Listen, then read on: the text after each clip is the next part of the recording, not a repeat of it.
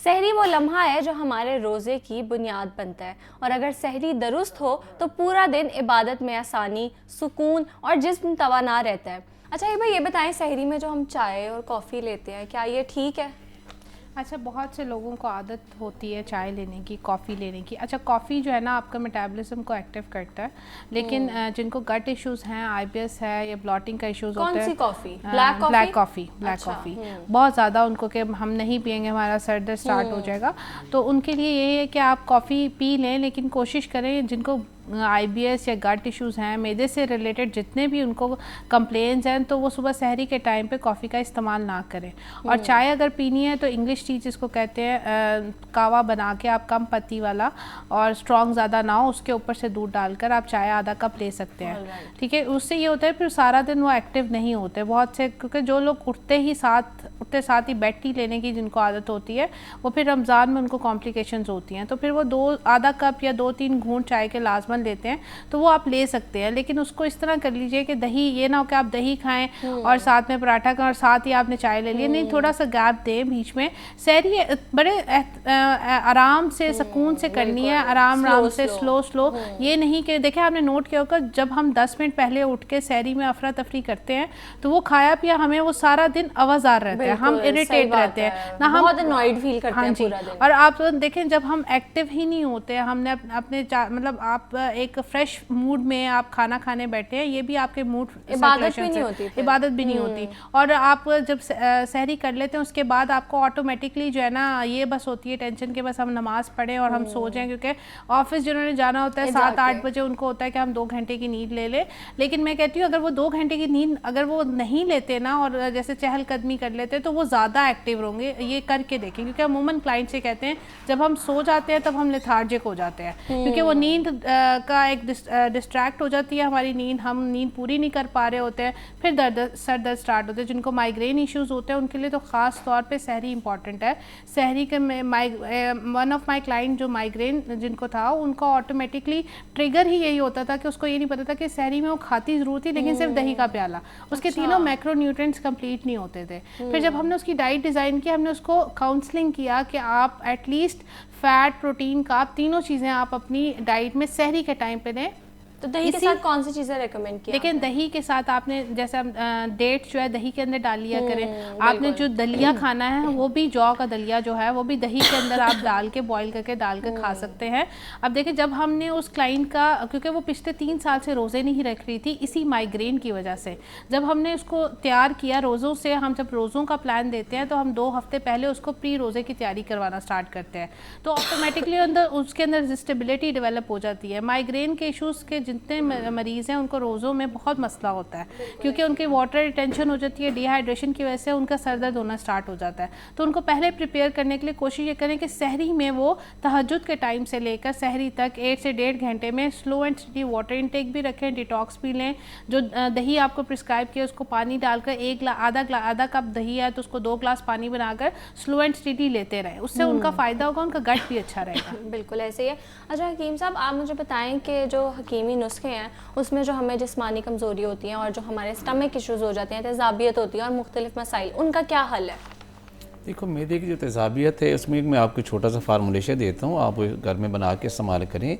और जो मैदे की जलन है, ब्लॉटिंग है और अजीब से नौसिया सा फील हो रहा होता है, उसके लिए आपने ना सौंफ, ज़ीरा और सब्ज़ इलायची, ये 3 चीज़ें, ज़ीरा और सब्ज़ इलायची, ये तीनों चीज़ें आपके किचन में मौजूद होती हैं। 1 चुटकी सौंफ, 1 चुटकी ज़ीरा और 1 दाना सब्ज़ इलायची का, उसे 1.5 कप पानी में पकाइए। जब 1 कप रह जाए उसे फ़िल्टर कर लीजिए और उसमें 1 चम्मच से 2 चम्मच शहद, अगर आप नॉन डायबिटिक हैं तो आप इसमें डाल के आप इस्तेमाल कीजिए, बड़ा सूद इफेक्ट देगा और आपकी जो तेज़ाबियत है और मैदे की जितनी प्रॉब्लम्स हैं जो कि फास्टिंग की वजह से हो रहे होते हैं उससे बहुत अच्छे हो जाते हैं। ऑलराइट। और जिस्मानी कमज़ोरी है जिनको, उनके लिए भी कुछ बता दें। जिस्मानी कमज़ोरी का हमारे पास बेहतरीन चीज़ है, जैसे कि हम बता रहे हैं कि हमारे तीनों इंग्रेडिएंट्स हमारे पूरे होने चाहिए, जैसे कार्ब है, प्रोटीन्स है और इस तरह फैट्स वगैरह हैं।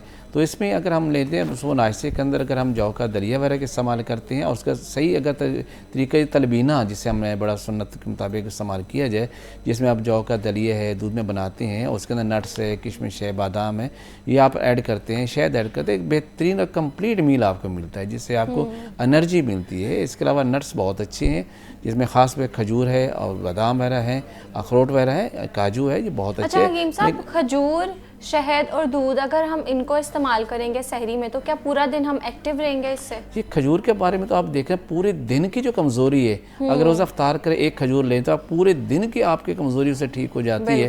अगर आप 2 से 3 खजूरें आप लेते हैं तो फिर पूरे दिन में आपको कभी भी लेथार्जिक फील नहीं होगी और आप एनर्जेटिक रहेंगे और तमाम इबादत और बाकी जो रोज़मर्रा के जो काम है वह बेहतर अंदाज में कर सकेंगे। ऑल राइट, ठीक है। अच्छा हिबा, आप बताएं कि सहरी में हम जो फ्राइड आइटम्स लेते हैं और बहुत ज़्यादा नमकीन चीज़ें लेते हैं तो क्या ये ठीक है?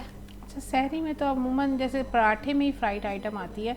ऐसा कबाब वगैरह मैंने तो देखा है सहरी में भी लोग बहुत ज़्यादा चीज़ें रखते हैं, कबाब वगैरह, फ्रोज़न आइटम्स भी काफ़ी होती है सहरी में। सालन का इस्तेमाल भी करते हैं जिसमें ऑयल बहुत ज़्यादा होता है और बिल्कुल एक पराठा उन्होंने अंडे के साथ खाना है, एक देसी घी का पराठा उन्होंने सालन के साथ खाना है, एक पराठा उन्होंने दही के साथ, फिर सालन में भी देसी घी डालना है, देसी घी डालना है। तो वो समझते हैं कि बस अब सहरी को हमने बड़े एहतमाम जो ना प्रेजेंट करके हमने खाना और उससे हमारा सारा दिन बड़ा बेहतरीन गुजरेगा। आप 10वें रोज़े के बाद देखें जितना वेट उनका होता है उससे डबल वेट गेन गया होता है, बेशक वो इंटरमिटेंट फास्टिंग कर रहे हैं लेकिन उनका कॉन्सेप्ट ये होता है। आपने देखा होगा रमज़ान में बहुत से लोग अगर ऐसी डाइट करते हैं उनका वेट गेन होता है, वेट लॉस की बजाय वो वेट गेन की तरफ जाते हैं क्योंकि वो बैलेंस चीज़ नहीं रखते हैं। अफ्तारी में फ्राइड आइटम सबसे पहले पकड़ते हैं, शुगरी ड्रिंक सबसे पहले पकड़ते हैं, बिल्कुल तो ऐसे ही है। वो उसका क्या होता है कि वो कहते हैं कि सारा दिन तो हम भूखे हैं, अब इतनी सी कैलोरीज का क्या हमें जो है ना कंपनसेट होगा, तो हम सबसे पहले जो है ना या तो दूध सोडा या तो फिर कंप्लेन करते हैं कि हमने रोजा रखा है फिर भी हमारा वेट गेन कैसे हो रहा है। तो ये कहते हैं कि रमजान में तो सबसे ज़्यादा वेट गेन होता है। रमजान में सबसे ज़्यादा वेट इसी वजह से गेन होता है क्योंकि आप एक्स्ट्रा रूटीन से हट के देखिए, सारा दिन की फास्टिंग के बाद आप जब खाना खाने बैठते तो इतना कुछ आप खा लेते हैं और उसमें सबसे ज़्यादा ऑयली चीज़ें ही होती हैं, फैट्स। अगर मैं कहती हूँ आप अपनी लाइफ से सिर्फ ऑयल जो हम यूज़ करते हैं घर में वो हटा दें और 1 टीस्पून से लेकर 1 टेबलस्पून देसी घी पे आ जाए या मस्टर्ड ऑयल जिसमें आप फ्राई करते हैं चीज़ें, वो पैन फ्राई मस्टर्ड ऑयल में करते हैं, आपकी आधी से ज़्यादा बीमारियाँ ख़त्म हो जाएंगी। अच्छा। आपकी ओबेसिटी ओवरवेट वाला चैप्टर जो है ना कम होने लग जाएगा। मैं कहती हूँ क्रैश डाइट की तरफ कभी भी नहीं जाना चाहिए, लेकिन आप अपनी बॉडी को मेटाबोलाइज इस तरीके से करें कि आपकी बॉडी का डाइजेस्टिव सिस्टम हर चीज़ को एक्सेप्ट करे।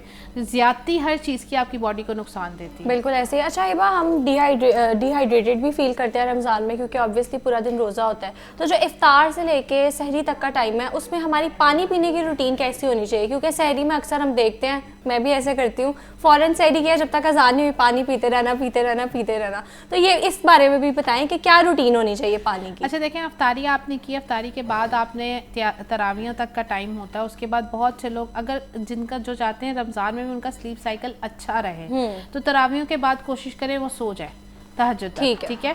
अब अगर जो लोग नहीं सोते, जिनका काम है या नाइट ड्यूटीज़ हैं या रात का काम करते हैं, तो वो कोशिश करें एक बॉटल में 1 लीटर बॉटल में जो है ना आजकल किन्नो आया हुआ है उसके 4 स्लाइस करके मिंट डाल के जिंजर डाल के अपना डिटॉक्स बना लें। अच्छा। उससे क्या होगा, अगर आपने 1 glass detox is equals to 2 glass of normal water. अच्छा। तो वो आपकी बॉडी से टॉक्सिन ऐसे रिमूव करेगा। और इसमें क्या क्या डालना है हमने? ऑरेंजेस डालने हैं, ऑरेंज की स्लाइस, जिंजर एक पीस आप नॉर्मल 5 ग्राम का ले लें और मिंट लीव्स ऐसे ही बस पानी में डाल के रख दें। आप अफ्तारी से पहले वो बना लें कि मैंने अफ्तारी के बाद जब तक मैं उठी हुई हूँ या उठा हुआ मैंने ये पीते रहना है। उससे क्या होगा, उससे आपका गट सारा क्लीन रहेगा, आपकी डिटॉक्सिफिकेशन बहुत अच्छी होगी, आपका लिवर बहुत अच्छा डिटॉक्सिफाई होगा, वाटर का आपका जो भी कंटेंट लेवल है वो आपका मेंटेन रहेगा बॉडी में, आपकी स्किन ग्लो करेगी।